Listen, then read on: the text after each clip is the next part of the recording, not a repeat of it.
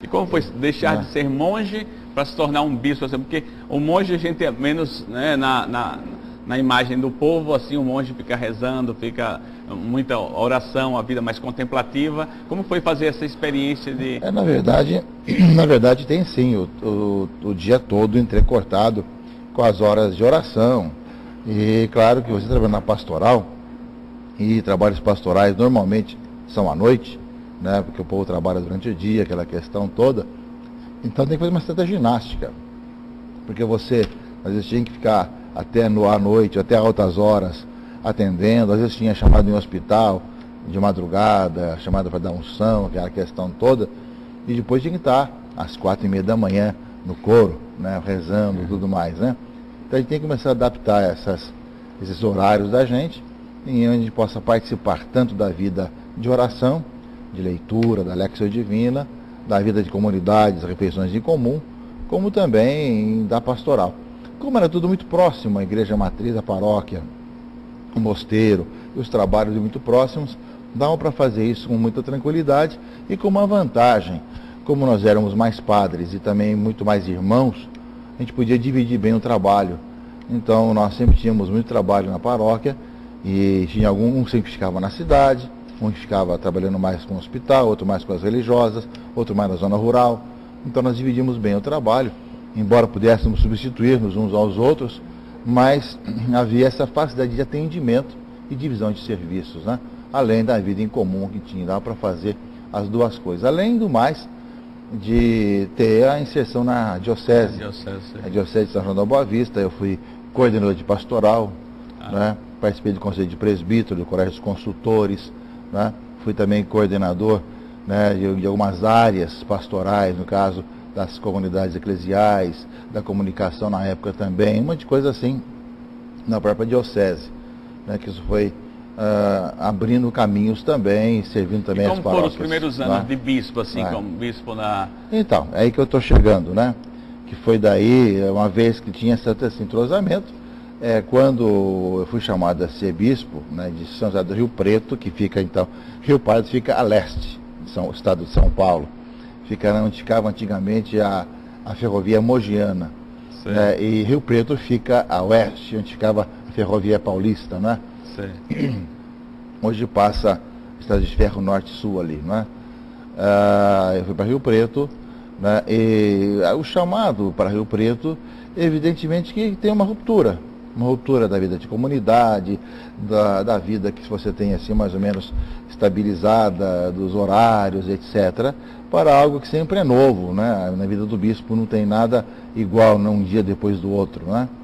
Mas os trabalhos pastorais em si não houve grandes preocupações e muitas dificuldades, mesmo o relacionamento no estado de São Paulo com os bispos também, como tinha ido muitas vezes com o nosso bispo de São João da Boa Vista para vários encontros, e como coordenador de pastoral a gente vai em muitas reuniões também, não havia muita dificuldade de relacionamento. Havia a única dificuldade aqui em Rio Preto, né? A diocese de Rio Preto nunca era muito participante das coisas da região, né? Da província eclesiástica, né? O bispo era um pouco anterior, era um pouquinho rejeitava um pouquinho a participação, ainda tínhamos pouco relacionamento, conhecíamos pouca gente ali em Rio Preto. Quando eu fui para lá justamente, aí então passei a conhecer melhor. É uma grande diocese, né? Na época eram mais de 100 paróquias, mais de 100 padres também, né? Uma grande extensão territorial, né? E ainda depois que eu deixei, né, ainda foi aumentando o número de paróquias, o número de padres também, um número de padres muito jovens. Então, um trabalho muito bonito realmente naquela região ali. Você vê que o senhor fez um trabalho tão bom lá que resolveram trazer o senhor aqui para a Amazônia, para desbravar a Amazônia. Como foi que o senhor recebeu essa notícia lá depois de, lá no interior de São Paulo, nessa diocese de São José do Rio Preto, vir para a Amazônia? Como foram as primeiras reações, os primeiros impactos? Bom, a gente nunca sabe porquê, né? Nunca sabe os porquês e por que Deus se serve de pessoas, de acontecimentos para chamar-nos para mudar de vida, né? Estava muito bem lá em Rio Preto, tinha toda uma programação intensa, né?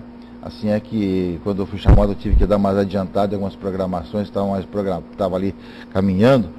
Um belo dia a anunciatora me chamou, né, lá em Brasília. Eu fui lá para saber o que era e disseram que eu tinha uma nova carta do Santo Padre, uma nova nomeação, para Belém. Falei, perguntei para o Núcio, mas para Belém eu nunca estive lá, nem sei o que funciona lá, né? Não tem nada, nenhuma afinidade, né, com a região e tudo mais, né? Aí ele me explicou um pouquinho aqui em Belém, que já tinha dividido a diocese, só estava esperando chegar o bispo para dividir a diocese, estava aqui, que ia ficar só com a região metropolitana, não é? E que ao mesmo tempo aqui tinha meios de comunicação que eu gostava, aquele negócio todo assim, né? E depois disse que, no entanto, que gostaria que viesse. Falei, bom, se é dessa forma, não tem nada a dizer, eu sempre ensinei a gente ser obediente àquilo que a gente nos pede, então nós também vamos para Belém, lá vamos conhecer, né? Sim, aqui antes da minha posse, eu tive uma vez aqui, estive acho que uns 2, 3 dias antes aqui para conhecer um pouquinho, para saber onde é que eu ia, onde é que ia parar, onde que eu ia parar, onde que eu ia dormir pelo menos, né? Certo? E aí depois foi no dia 6, mais ou menos, né? 5, 6, saí de Rio Preto, vim para cá, dia 7 celebrei lá na Centro de Cultura 30 anos de padre, e dia 8 de manhã, lá, nós começamos nosso trabalho aqui. Que maravilha. Agora, como foi esse encontro com outra, como o senhor dizia, eu não conhecia a Amazônia. Uma coisa é ouvir falar da Amazônia, vim morar aqui na Amazônia. Como foi o impacto, o primeiro contato? A questão de conhecer a Amazônia, mais ou menos, é um pouco relativo, né? Eu não conhecia Belém, Rio Pará.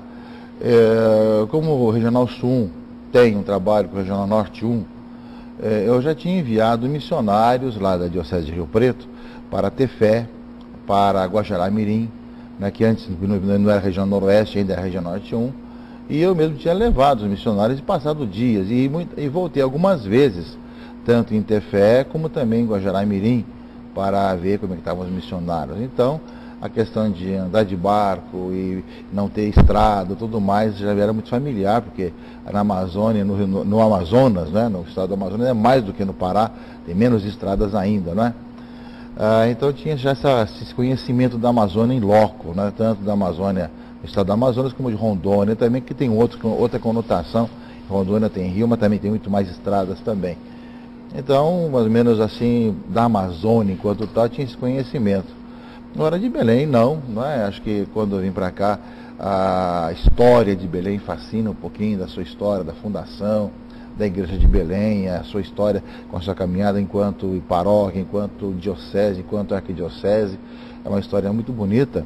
É uma das fascinante, né? dioceses mais antigas do Brasil. Exatamente, não é? Como paróquia, depois como arquidiocese, a terceira mais antiga do Brasil, e toda uma tradição, né, que vem de tantos bispos importantes, famosos aí, que nós tivemos no passado, né? E continua, né, tendo bispos famosos. Não sei se está à altura de tantos famosos do passado assim, né? Mas foi assim que vim para conhecer. E aquilo que eu disse no dia da posse, não é? No dia da posse, no dia que eu iniciei meu trabalho aqui, eu disse, eu não venho com nenhum programa, nenhum projeto pronto, né? Eu venho para conhecer, para conviver e discutir o caminho. E foi isso que nós fizemos. Conhecemos um pouquinho toda a então Arquidiocese de Belém, né, que já estava dividida em duas já, e depois, né, ficamos com a região metropolitana e procuramos conhecer as pessoas, o caminhamento, e depois junto com tantas pesquisas que foram feitas, decidir quais eram os caminhos pastorais, para depois seguirmos juntos, né? É um pouco isso que foi a preocupação. Agora,